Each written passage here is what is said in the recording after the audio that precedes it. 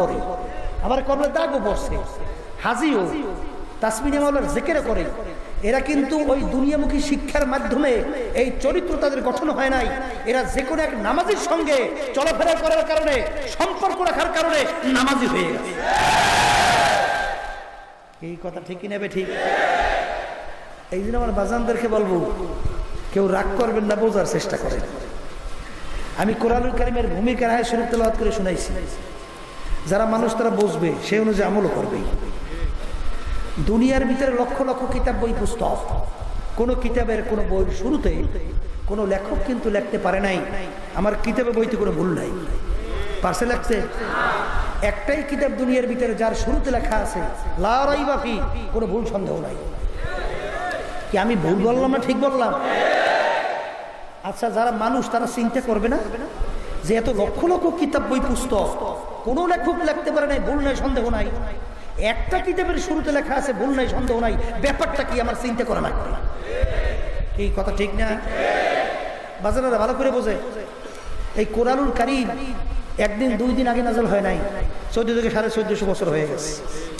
এত ইসলামের শত দুনিয়া থেকে গেল, এত দার্শনিক, এত বৈজ্ঞানিক দুনিয়া থেকে বিদায় নিল, আজ পর্যন্ত কোরআনুল কারীম দিয়ে একটা ভুল বের করতে পারলো? বরঞ্চ ফ্রান্সের একজন বিশ্ববিখ্যাত বৈজ্ঞানিক মরিস বুকাইলি, তাম দুনিয়ার ভিতরে উল্লেখযোগ্য বৈজ্ঞানিকদের ভিতরে একজন, তিনি চিন্তা করলেন সৃষ্টিকর্তা কয়জন? মানুষের জন্য এক সৃষ্টিকর্তার নিয়ম নীতি হবে কয়টা? দুনিয়া কি স্থায়ী না ক্ষণস্থায়ী? সে চিন্তা করলো সৃষ্টিকর্তা একজন, দুনিয়াটা হলো ক্ষণস্থায়ী, আখিরাত হলো স্থায়ী। দুনিয়া দেখতে না দেখতে শেষ হয়ে যায়, আর আখিরাত যার শুরু আছে শেষ নাই। এই সৃষ্টিকর্তার নিয়ম নীতি কোনটা, এটা আমার বের করা লাগবে।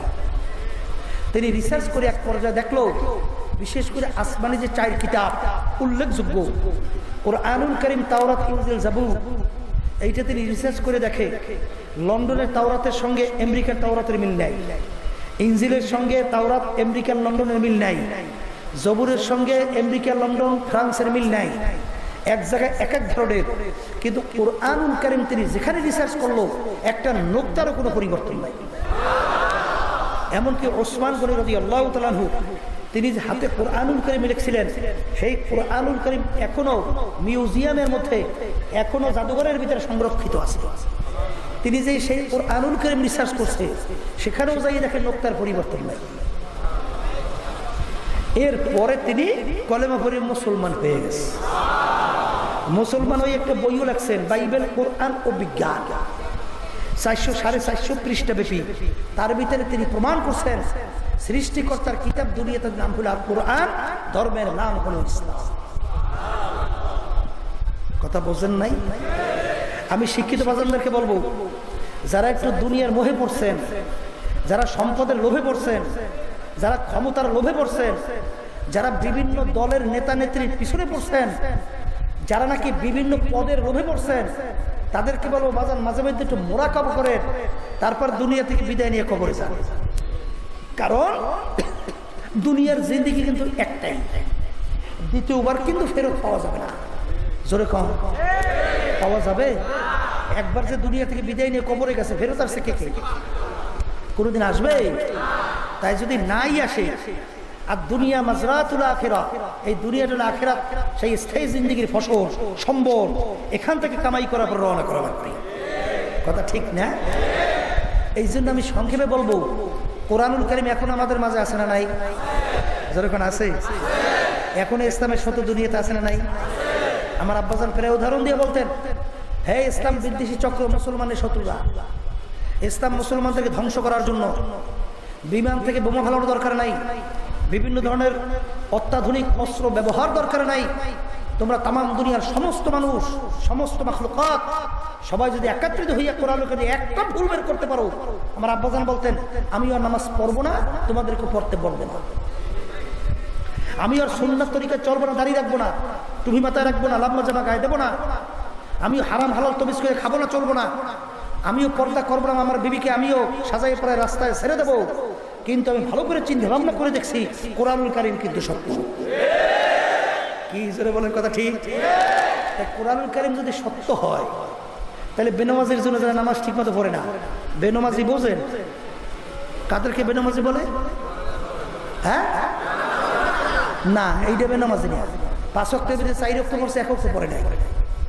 5 ওয়াক্তের ভিতরে 3 ওয়াক্ত পড়ছে, 2 ওয়াক্ত পড়ে নাই, এটা না বেনামাজি। আর যেটাকে নামাজ পড়েই না, ওরা মুসলমান দাবি করার অধিকার নাই। কথা ঠিক না?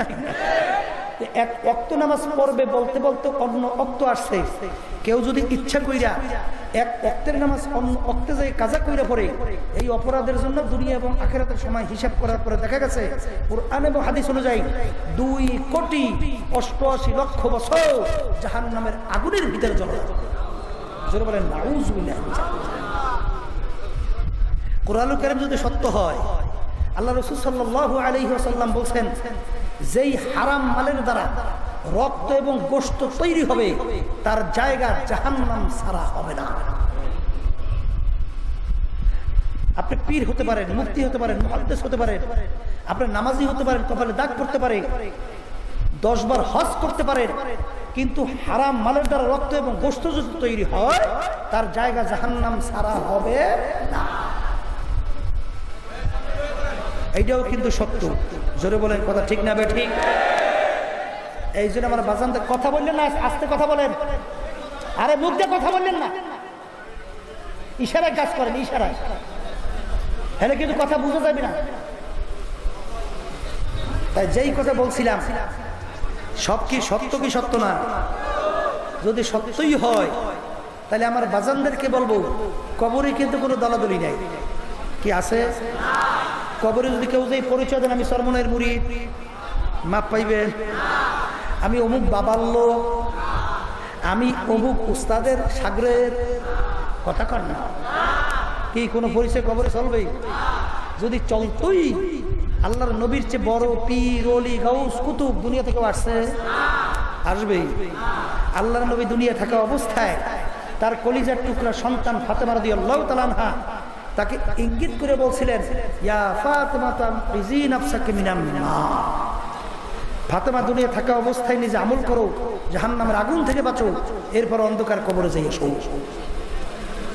তা আল্লাহর নবী তার মেয়ের ব্যাপারে কবরে কোনো যদি নাজাতের গ্যারান্টি দিতে না পারে, এমন কোন পীর আছে, এমন কোন বাবা আছে, এমন কোন দল আছে, দলের নেতা নেত্রী আছে যে আপনাকে আমাকে কবরে নাজাত করে জান্নাতের ব্যবস্থা করতে পারবে? জোরে কোন পারবে? যদি নাই পারে, আমার বাজানদেরকে বলবো, পর্দা আলে মা বোনদেরকে বলবো, বর্তমানে বাংলাদেশ প্রায় 92% জনের মতো মুসলমান। এই বাংলাদেশের মধ্যে মুসলমান সন্তানেরা বর্তমানে ইসলাম মুসলমানদের বিরুদ্ধে দুনিয়ামুখী বিভিন্ন নেতা নেত্রীর পিছনে ঘোরে, স্লোগান দেয়, জীবন উৎসর্গ করে। জোরে বলেন কথা ঠিক না ঠিক? তাই কোরআনুল কারীম আয়াত আমি শুনাই রেখে যাই। আল্লাহ রাব্বুল আলামিন আগেই শুনাই রাখছেন। কি রাখছেন? ইয়াওমা নাদউ কুল্লু উনাসিন বিইমামিহিম। কিয়ামতের ময়দান আল্লাহ রাব্বুল আলামিন প্রত্যেকটা মানুষকে তার দলের নেতা নেত্রীর সঙ্গে ডাকবে। ডাইকে রব্বুল আলামিন বলবেন, তোর নেতা নেত্রী যেদিকে যায় ওদের পিছনে পিছনে তোরাও সেদিকে চলে যা। বুখারী শরীফে হাদিসে আল্লাহর রাসূল বলেন, মান তাশাব্বাহা বিকওমিন ফাহুয়া মিনহু। দুনিয়ার ভিতরে তুমি যেই দলভুক্ত হইয়া চলবা, যেই দলের নেতা নেত্রীকে তুমি নেতা নেত্রী হিসাবে মানবা, কিয়ামতের ময়দানে তুমি ওই দলভুক্ত হইয়া উঠবা এবং ওই দলের নেতা নেত্রীর সঙ্গে তোমার হাসর হইয়া যাবে। এই কথা কি আমি বলছি? মুখ খুলে কথা বলেন। কোন পীর, কোন মুফতি, মুহাদ্দিস? আল্লাহ রাব্বুল আলামিন বলেন, আল্লাহর নবী বলেন। আমি শুনাইতেছি, মানবেন কি না এটা ব্যাপার হইল আপনাদের। কি জোরে বলেন কথা ঠিক না? আল্লাহ রাসূল দাওয়াত দিতে যাইয়া তখন দেখলো মানুষ ঈমান আনে না, দিনদার হয় না, এমন ভাবে চিন্তায় পেরেশান হয়ে গেল, মনে হয় যেন নিজের ধ্বংস হয়ে যাবে। আল্লাহ রাব্বুল আলামিন আয়াত নাযিল করে, রাসূল আপনাকে তো আমি দারোগা কইরা পাঠাই না, আপনাকে আমি পাঠাইছি শুধুমাত্র দাওয়াত পৌঁছাইয়া দিবেন। ওরা মানে বা না মানুক এটা বুঝবো আমি মাওলা ওদের সঙ্গে। এই জন্য ওলামায়ে কেরাম দেখবেন বয়ানের শেষে অনেক ক্ষেত্রে বলে ওমা আলাইনা ইল্লাল বালা, আমার দায়িত্ব আমি পৌঁছাইয়া দিলাম, মানো বা না মানো আমার কোনো আর দায়িত্ব নাই। জোরে বলেন কথা ঠিক কিনা? ও কবরের যাত্রীরা, আল্লাহর বান্দারা, পর্দা আলে মা বোনেরা, মনকে বারবার বুঝানো লাগবে বাজান দুনিয়া আমরা কেউ কিন্তু ইচ্ছা করে আসতে পারি নাই, ইচ্ছা করে দুনিয়ায় কেউ কিন্তু থাকতেও পারবো না। আর সে আমার মাওলার ইচ্ছায় আসি, মাওলার ইচ্ছায় রওনাও কিন্তু করা লাগবে আমার মাওলার ইচ্ছায়। আর এমন একটা ব্যাপার, দুনিয়ার যে কোনো কাজের ভিতরে 5 বারও যদি কেউ উঠে যাও, আবার ওই কাজের ভিতরে চেষ্টা করলে জিতবার আশা করা যায়। কিন্তু কবরের যাত্রীরা, তোমার আমার সামনে আখিরাতের 5টা মামলা দাঁড় হইয়া আছে। মৌতের মামলা, কবরের মামলা, মিজান পুলসিরাত, কিয়ামতের মামলা। এই মামলায় যদি খোদার কাছ থেকে একবার কেউ কবরে যাইয়া ঠগ, আর দ্বিতীয়বার দুনিয়াতে এসে আপিল করিয়া জিতবার কিন্তু আর আশা নাই। জোরে বলেন কথা ঠিক কিনা? আমার আব্বাজান রহমাতুল্লাহ আলাইহি প্রায় বলতেন, বাজান মনকে ভালো করে বুঝাও, তারপর কবরে রওনা করো। একটা পাতা দিয়া ঘর উঠাইছো, আশা করা যায় আল্লাহর ফজলে 1 বছর বয়স পাইবে, কিন্তু তোমার আমার হায়াতের 1 বছর তো দূরের কথা, 1 ঘন্টা 1 মিনিটেরও কোনো নিশ্চয়তা নাই। জোরে কোন আছে? আল্লাহ রসুল আলী রাদিয়াল্লাহু তাআলা আনহুকে একদিন জিজ্ঞাসা করছেন, আলী তুমি মৃত্যুকে কত দূরে মনে করো?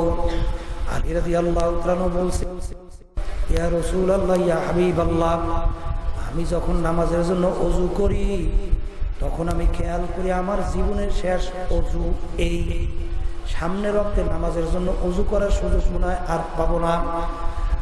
আল্লাহ রসুল বলেন, আলী তুমি তো ভুল করছো, এক নামাজ থেকে অন্য নামাজ আসতে মাঝখানে অনেক সময়ের ব্যবধান। ও আলী, মৃত্যু তো এত দূরে না রে আলী, তুমি এইভাবে খেয়াল করো, তুমি নামাজের ডান দিকে সালাম ফিরাইছো, বাম দিকে সালাম ফিরাইতে পারি কিনা। আরে আমার এখনো মনে আছে, বাজান কয়েক বছর পূর্বে পটুয়াখালী জেলার মুরাদিয়া ইউনিয়নের আমাদের মুজাহিদ কমিটির সদর, ওই সফরের প্রথম দিকে আমার কাছে এসে সদস্য বলল, হুজুর আপনি যখন মাহফিলে যাবেন আমার বাড়ির পাশ দিয়েই যাবেন, হুজুর একটু বাসায় দোয়া করিয়া যাইবেন। আমি বললাম সময় হয় কিনা জানি না, গাড়িতে রওনা করছি, দেখি লোকজন নিয়ে তিনি রাস্তার পাশে দাঁড়াইয়া আছে। আমি বললাম সময় নাই, এখানে বসে দোয়া করি। তখন তিনি আফসোস করে বলল, হুজুর আব্বাজানের কথা বললো, হুজুরকেও কোনো সময় নিতে পারি নাই, আপনাকে কি পারবো না, এমনভাবে কথাটা বললো। গাড়ি থেকে না নাইমে আর পারলাম না, আমি নাইমে তাড়াহুড়া কইরা যখন বাসায় গিয়ে বসলাম, দোয়া করিয়া চলে আসছি। ওই সফরের শেষ তারিখ মাহফিল ছিল বাজান দুমকি কলেজ মাঠের সামনে, কলেজের মাঠে। তিনি লোকজন নিয়ে মাহফিলে আসছেন, এশার নামাজ পড়লো, 2 রাকাত হয়ে গেছে। তৃতীয় রাকাতে প্রথম না জানি তৃতীয় সেজদায় গেল। আরে সেজদায় যে গেল আর ওঠে না। আমার কাছে সংবাদ আসলো ইউনিয়নের সদস্য ইন্তেকাল করছে। আমি তাড়াহুড়া করে দেখতে গেলাম, যাইয়ে দেখি মনে হয় ঘুমাইয়া রইছে। আরে কোনোদিন বোঝে নাই আর সেজদা থেকে মাথা উঠাইতে পারবে না। এই রমজানের ঈদের পরেও আমাদের বাড়ির পূর্ব দিকে মোল্লা খান্দায় ওই এক লোকের ছেলের বিবাহে বজরাতে যে সেই ছেলেটাকে ছিল, যখন আসলো মাগরিবের নামাজ, ওই ছেলেটা ইমামতি করে নামাজও পড়াইলো। 20-22 বছর মাত্র বয়স হইতে পারে। যিনি সালাম ফিরাবার পরে বলে, আমাকে একটু পানি দেন। পানি আনতে আনতে দেখে আর দুনিয়াতে নাই। আল্লাহ, এমন একটা ব্যাপার, ওই যে রওনা করিয়া গেল আর কোনোদিন আসবে না, আর কোনোদিন ফেরত আসতে পারবে না। আখারে ওই আমি যখন চেয়ারম্যান ছিলাম, আমার সঙ্গে মেম্বার ছিল, সাইজ মেম্বার, অনেক সময় ভারপ্রাপ্ত চেয়ারম্যানের দায়িত্ব পালন করছে। কয়েক মাস পূর্বে তার ছোট মেয়েটাকে বিবাহ দিল। মেয়ের শ্বশুর বাড়িতে যাবে, সব কিছু সাজাই গোছাইয়া রেডি হইল। আরে একদিন বা 2 দিন পরে রওনা করবে। হঠাৎ বলতেছে আমার ভালো লাগে না। এর ভিতরে সংবাদ হইল আর না।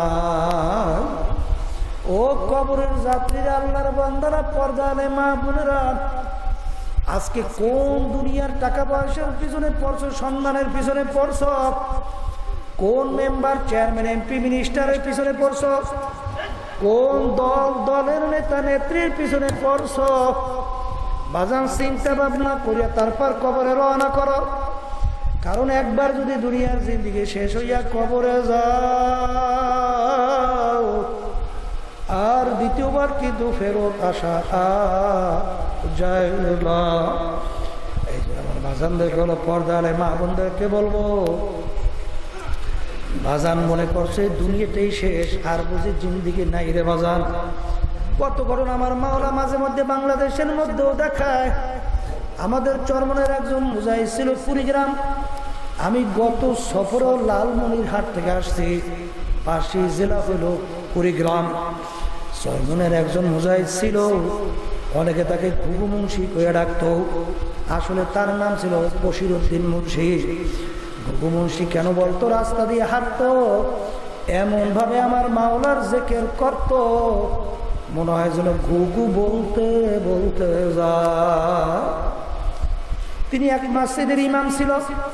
দুনিয়ার থেকে বিদায় নিয়ে কবরে যাওয়ার পরে 32 বছর পরে নদীর ভাঙ্গলে যখন তার কবর ভাঙ্গা গেল, কয়েক বছর পূর্বে দেখছেন 32 বছর পরে কাপড়ের কাপড় সহ আনাম তাজা লাশ বের হয়ে আসছে। অনেক জাতীয় পত্রিকায় ছবি সহ দিয়েছিল, অনেকে দেখেন নাই না? দেখেন নাই? আমাকে একজন হেলিকপ্টারে নিতে চাইছিল।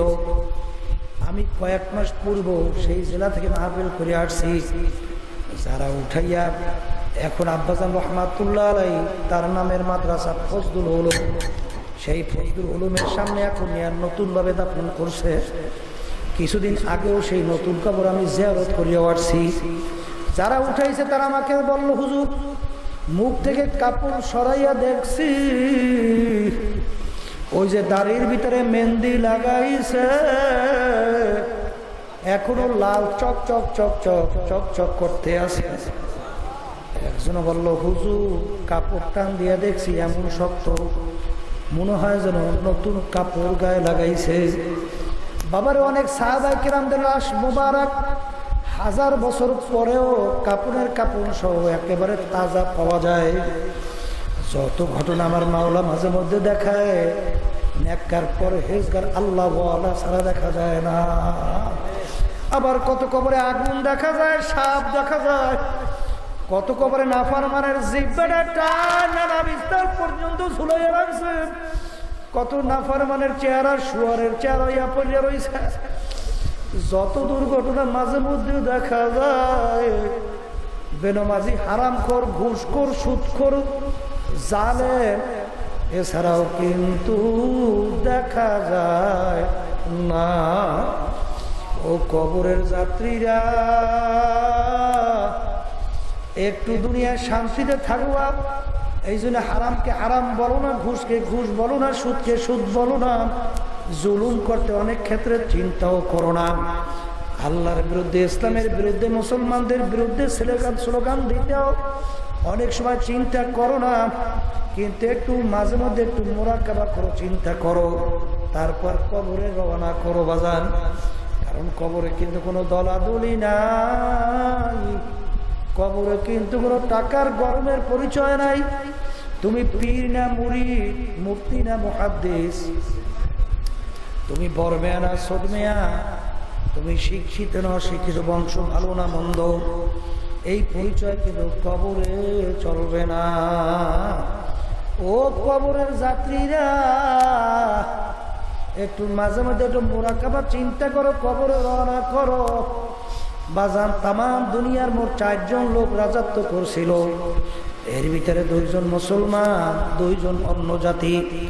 2 জন মুসলমানের ভিতরে একজন বাদশাহ সিকান্দার বা ইস্কান্দার বাদশাহ। বাদশাহ সিকান্দার ইন্তেকালের আগে ওসিয়ত করল, আমার মউতের পর আমাকে গোসল করাইয়া, কাপড় পরাইয়া, হাত দুটো একটু বাহিরে রাইখা খাটের ভিতরে শোয়াইয়া, শহরটাকে ঘুরাইয়া তারপর নিয়ে আমাকে মাটির ভিতরে দাফন করিও। তিনি তাম দুনিয়ার মানুষকে বোঝাতে চাইছেন, তাম দুনিয়ার মানুষেরা, আমি বাদশাহ সিকান্দারের মতো এত বড় বাদশাহ মনে হয় দ্বিতীয় আর কেউ হইতে পারবে না। তিনি দুনিয়ার থেকে বিদায় নিয়ে যখন নাকি মউতের বিছানায় শুয়ে পড়ল, তাকে গোসল করাইয়া, কাপড় পরাইয়া, খার হাত দুইটা বাহিরে রাখিয়া খাটের ভিতরে উঠাইয়া যখন শহর ঘুরাইল, যারা বোঝে না তারা বলল, দেখছো বাদশা আজীবন আমাদের দেখে খাজনা এবং ট্যাক্স নিল, এখন মরার পরেও কেমন হাত পাইতে আছে, মনে হয় যেন খাজনা এবং ট্যাক্স চায়।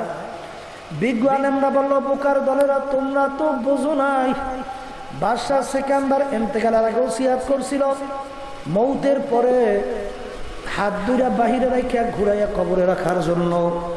তিনি তাম দুনিয়ার মানুষকে বুঝাতে চাইল, তাম দুনিয়ার মানুষেরা, আমি বাদশাহ সিকান্দারের মতো এত বড় বাদশাহ মনে হয় দ্বিতীয় আর কেউ হইতে পারবে না। তাম দুনিয়ার বাদশাহী করলাম, কিন্তু যখন কবরে রওনা করলাম, একেবারে খালি 2টা হাত নিয়ে কবরে রওনা করলাম, আর কিছুই নিতে পারলাম না। ও মুসাফির, বান্দ কাঠুরি বহুদূরে ঠিকানা, আজ ভিজানা কাল ভিজানা, কবর আখের ঠিকানা। এই জন্য আমার বাজানদেরকে বলবো, পর্দা আলেম মা বোনদেরকে বলবো, বাজান, ওই দলাদলি ক্ষমতার গরম, টাকার গরম, নেতা নেত্রীর গরম, কোন দলের লোক, এই পরিচয় কিন্তু কবরে চলবে না। মন কি বুঝো রে মন, যখন দুনিয়ার ভিতরে আসছিলাম, ল্যাংটা অবস্থায় দুনিয়া আসছিলাম। আহারে বড় লোক যখন দুনিয়াতে আসছে, ল্যাংটা অবস্থায় দুনিয়াতে আসছে। আর রাস্তার ফকির, তাও কিন্তু দুনিয়াতে ল্যাংটা অবস্থায় আসছে। ভাগ্যের বিনিময়ে কেউ বা বড় মেয়ে, আর কেউ বা রাস্তার ফকির। আবার যখন দুনিয়ার থেকে বিদায় নিয়ে কবরে রওনা করবে, বাদশাকেও কিন্তু কাপড় 3টা দিয়ে প্যাঁচ দিবে, রাস্তার ফকিরকেও কিন্তু কাপড় 3টা দিয়েই প্যাঁচ দেবে। এখন মন কি বুঝরে মন রে, কোথায় গেল আমার বরমেয়াগিরি, কোথায় গেল আমার পীরগিরি, কোথায় গেল আমার বড় অফিসারগিরি। আরে এখন তাকাইয়া দেখো, মাথার ভিতরে একটা বান দিবে, মাজার মধ্যে একটা বান দিবে, পায়ের মধ্যে একটা বান দিয়ে প্যাকেট করিয়া ফেলাইয়া রাখবে। এখন মনকে বোঝো রে মন, কেমন দেখা যায়, এত টাকা রাখবা কোথায়, কাপড়ে যে পকেট মাথার বান্দে বুঝা গেল রে আর কোন দিন মাথা নাড়ার শক্তি নাই। মাজার বান্দে বুঝা গেল রে আর কোন দিন উঠে বসার শক্তি নাই। পার বান্দে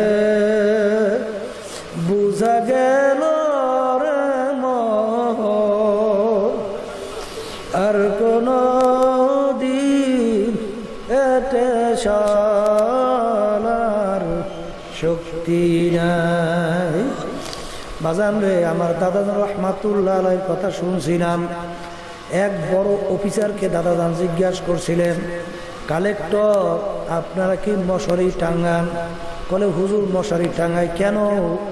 বলে হুজুর আমাদেরকে মশায় কামড়ায়।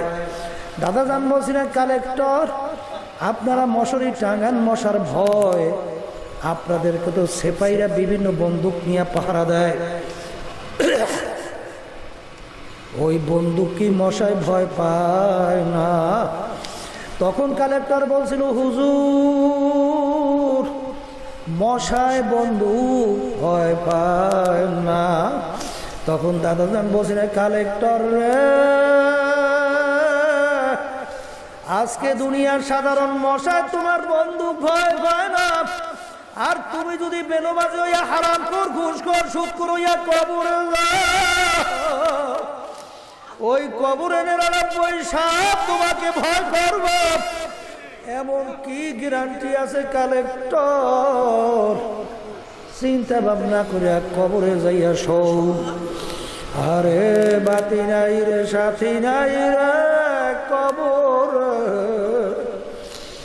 ও কবরের যাত্রীরা, ও আল্লাহর বান্দারা, ও পর্দার আড়ালের মা বোনেরা, এমন কোন জাতি দুনিয়াতে নাই যেই জাতি পরকাল বিশ্বাস করে না।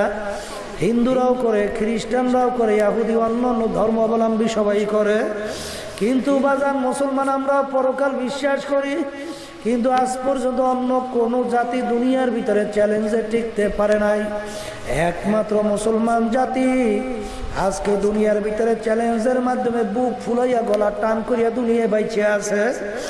অন্য কোনো জাতি দুনিয়ার চ্যালেঞ্জে টিকতে পারে নাই। ও আমার মুসলমান বাবারা, পর্দানে মা বোনেরা, বাজানেরা, দুনিয়ার সাধারণ আগুনের ভিতরে একটু আঙ্গুল ঢুকাইয়া দেখো, কয় মিনিট কয় সেকেন্ড ওই আগুনের ভিতরে আঙ্গুল রাখতে পারো। দেখবে 1 মিনিট আঙ্গুল রাখার শক্তি দুনিয়ার কিন্তু কোনো মানুষের নাই। ও দুনিয়াদার পাগল আমার বাবারা, আল্লাহ নবী বলছেন বিশ্বাস করা লাগবে, দুনিয়ার আগুনের চেয়ে 70 গুণ তেজের আগুন জাহান্নামের আগুন। ওই আগুনের ভিতরে কেমনে জ্বলবা চিন্তা করে কবরে যাইয়া সব। আজকে দুনিয়ার ভিতরে একটু সূর্যের গরম লাগলে সহ্য করা যায় না, আজকে পেটের ভিতরে একটু ব্যথা করলে সহ্য করা যায় না, একটু মাথায় ব্যথা করলে সহ্য করা যায় না। কিন্তু আরাম প্রিয় আমার বাবারা, পর্দার আড়ালের মা বোনেরা, আজকে যে আমরা দুনিয়া থেকে সূর্য দেখতেছি, এই সূর্য বৈজ্ঞানিক আবিষ্কার করার পরে বলছেন এই সূর্য দুনিয়া থেকে 9,30,00,000 মাইল দূরে আছে। এই সূর্যের তাপ যেদিকে বেশি উপরের দিকে, তাপ কম নিচের দিকে। কিয়ামতের ময়দানে আমার মাওলা এই সূর্য 1 হাত বা 1.25 হাত মাথার উপরে উপর করিয়া ছাড়িয়া দিবেন, ছাড়িয়ে দিয়ে বলবে সূর্য তোর ভিতরে যত তাপ আছে ছাড়ো। নাফরমানেরা বুঝু আমি মাওলা কেমন। কিয়ামতের ময়দানে বাড়ি নাই, ঘর নাই, গাছ নাই, পানি নাই, বাগুন্নাও কোনো জায়গা নাই। কিয়ামতের ময়দানে তামার জমিন, সূর্যের তাপে তামার জমিনটা পুরিয়া লাল চামড়ার মতো লাল হইয়া যাবে। বাবারে, একটা পাতিলের ভিতরে চাউল পানি দিয়া নিচ থেকে যদি আগুন ধরিয়া দাও, দেখবা কিছুক্ষণ পরে পাতিলের ভিতরে চাউল পানি টকবক টকবক করে উতলাইতে থাকবে, বাইয়া বাইয়া পড়িয়া যাইবে। কিয়ামতের ময়দানে সূর্যের তাপে নাফরমানদের তালুটা টাস টাস করিয়া ফাইটা মগজগুলা ভাতের মতো উতলাইয়া বাইয়া বাইয়া পড়িয়া যাইবে। লা ইয়ামুতু ফিহা ওয়ালা ইয়াহইয়া, মানুষ বাঁচবেও না মরবেও না। এই জন্য যারা মরবেন কবরে যাবে তাদের কাছে আমাদের কথা, কোন কোন সম্মানের পিছনে তাকাইয়ে রয়েছেন, কোন সম্পদের পিছনে তাকাইয়ে রয়েছেন। বাবারে, আজকে বাহাদুরিগিরি বর্মেয়াগিরি টাকার গরম, ক্ষমতার গরম। কয়দিন বাজান একটু মাঝে মধ্যে একটু চক্ষু বন্ধ করে মুরাকাবা করো। আমার আব্বাজান রহমাতুল্লাহ রায় প্রায় একটা উদাহরণ দিয়ে বলতো, ডাকাইতের গলে সর্দার থাকে, ওর কত পাওয়ার। যদি দলীয় লোক কোনো অন্যায় করে লাথি মারে, বিভিন্ন শাস্তি প্রয়োগ করে, কিন্তু এই ওর বাহাদুরি, ওর মাতুকবারগিরি, ওর সর্দারগিরি কতক্ষণ পর্যন্ত? পুলিশের হাতে অ্যারেস্ট হওয়ার আগ পর্যন্ত। যখন পুলিশের হাতে অ্যারেস্ট হইয়া যাবে, যখন লাত্তির পর লাত্তি শুরু করবে, ফালাইয়া পারাবে, তখন কোথায় যাবে আর বাবুগিরি, কোথায় যাবে সারগিরি, কোথায় যাবে সর্দারগিরি? আর থাকবে না। আজকে বর্মেয়াগিরি, টাকার গরম, ক্ষমতার গিরি, অফিসারগিরি, পীরগিরি, মুফতি মুহাদ্দিসগিরি, খোদার কাছে যদি নাফরমান হইয়া কবরে যাও, আজরাইল সালাতু ওয়াসসালামের হাতে অ্যারেস্ট হওয়ার আগ পর্যন্ত, যখন হায়াত শেষ হইয়া যাবে, বাড়ির দরজা আজরাইল যখন সিটি বাজাইয়া বলবে, আল্লাহ, আমার মালিক ডাক দিয়া বলবে, আজরাইল রে, আমার সমস্ত নেয়ামত ভোগ করিয়া আমার হুকুম মানে নাই। আরে ওদেরকে জাহান্নাম না দেখাইয়া মউত করিও না। নাফরমান স্বপ্নের মতো দেখতে থাকবে। আজরাইল সালাতু ওয়াসসালাম আসবে, তার মাথা আসমানে, পাও তার জমিনে, এক হাত মাসিকে, এক হাত মাগরিবে, দুনিয়া জোড়া তার শরীর। নীল দিঘির রঙের মতো দুইটা চক্ষু, সমস্ত শরীরের ভিতরে কালো কালো লম্বা লম্বা কতগুলো পশম, প্রত্যেক পশমের গোড়া দিয়া জাহান্নামের আগুনের জিহ্বা বাইরে থাকবে। আরে ওই অবস্থা দেখে নাফরমানের রূহ তো আর বের হইতে চাবে না। 360টা মকামের ভিতরে পালাপালি শুরু করবে। আজরাইল সালাতু ওয়াসসালাম ধমক দেওয়ার, খাবিস, আমার মাওলার নেয়ামত ভোগ করছো, আমার মাওলার সূর্যে আলো ভোগ করছো, আমার মাওলার দেওয়া নেয়ামত চক্ষু দিয়া দেখছো, আমার মাওলার নেয়ামত জবান দিয়া কথা বলছো, আমার মাওলার নেয়ামত ব্রেন দিয়া কাজকর্ম পরিচালনা করছো, আমার মাওলার নেয়ামত জিহ্বা দিয়া কথা বলছো, আমার মাওলার নেয়ামত বাতাস টানছো এবং ছাড়ছো, হাত দিয়া কাজ করছো, পাও দিয়ে হাঁটছো, আমার মাওলার হুকুম মানো না। আমার মাওলার হুকুম হয়ে গেছে তোকে ধরিয়া নেওয়ার জন্য। এই কথা বললে যখন রুহুর উপরে খপ করিয়া থাবা মারবে, রুহটা যখন টান দিয়া নিয়ে যাবে, আল্লাহু আকবার, আল্লাহু আকবার, কলিজার রগগুলো সিজা সিজা নিয়ে যাইবে। আরে অ্যারেস্ট হইয়া গেল। এখন তাকাইয়া দেখো, কই তোমার টাকায় কোনো কাজ লাগবে না, তোমার ক্ষমতা কোনো কাজ লাগবে না, এখন তোমার আত্মীয় স্বজন আর কেউ তোমার উপকার করতে পারবে না। এই জন্য আমার বাজানদেরকে বলো, পর্দালে মা বোনদেরকে বলবো, বাজানেরা দুনিয়ার জিন্দিগি একেবারে ফাঁকির জিন্দিগি। একটু মাঝে মধ্যে একটু মোরাকাবা করে দেখেন বাজান, পিছনে তাকাইলে দেখবেন সব ফাঁকি আর ফাঁকি। আরে অনেক সময় আয়নার সামনে চেহারা দেখলে দেখা যায় কাঁচা দাড়িগুলো পাক্কা সাদা হয়ে গেল, দাঁতগুলা পরিদে বোকরাও হয়ে গেল, চুলগুলা কাঁচা পাইকা সাদা হয়ে গেল। কত লোক দেখলাম বাজারে বাজার করলাম, চায়ের টেবিলে চা খাইলাম, গল্পের টেবিলে গল্প করলাম, এখন সেই লোকগুলাকে আর পাওয়া যায় না। এমন একদিন আসবে সব থাকবে, তুমি আর আমি আর থাকবো না। বাজানেরা, আরে গুনাহ হয়ে গেছে, মাওলার দরবারে তওবা করো। আমার মাওলা কিন্তু বড় দয়ার মাওলা।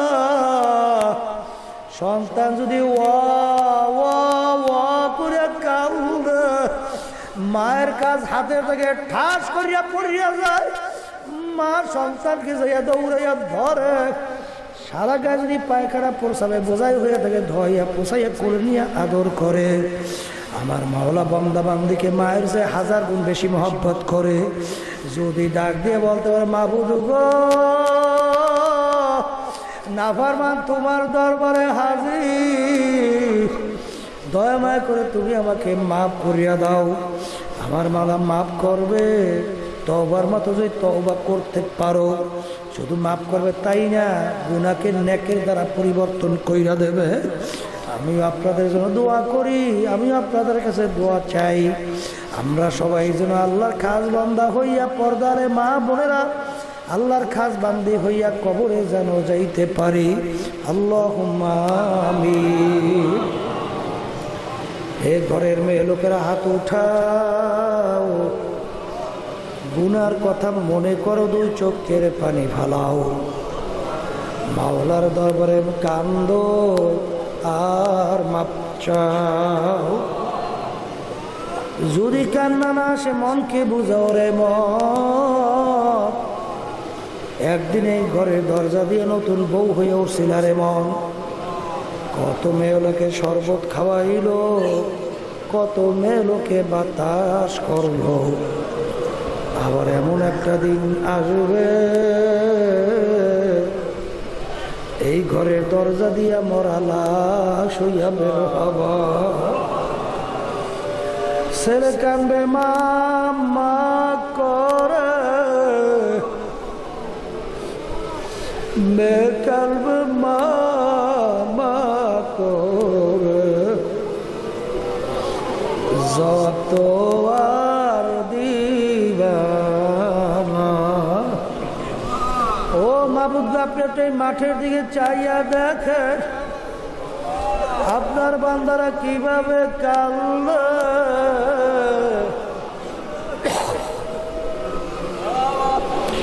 মাহবুব, আমাদের ছেলেও মরে নাই, মেয়েও মরে নাই, গুনাহ করে বসছি রে, মাফ করে দেন গো মাওলা, মাফ করে দেন। এ আল্লাহর বান্দারা জোর করে কাঁদতে পারেন না? কান্না আসে না? সন্তান মারা গেলে চোখে পানি আসে, সম্পদ নষ্ট হয়ে গেলে চোখের মধ্যে পানি আসে,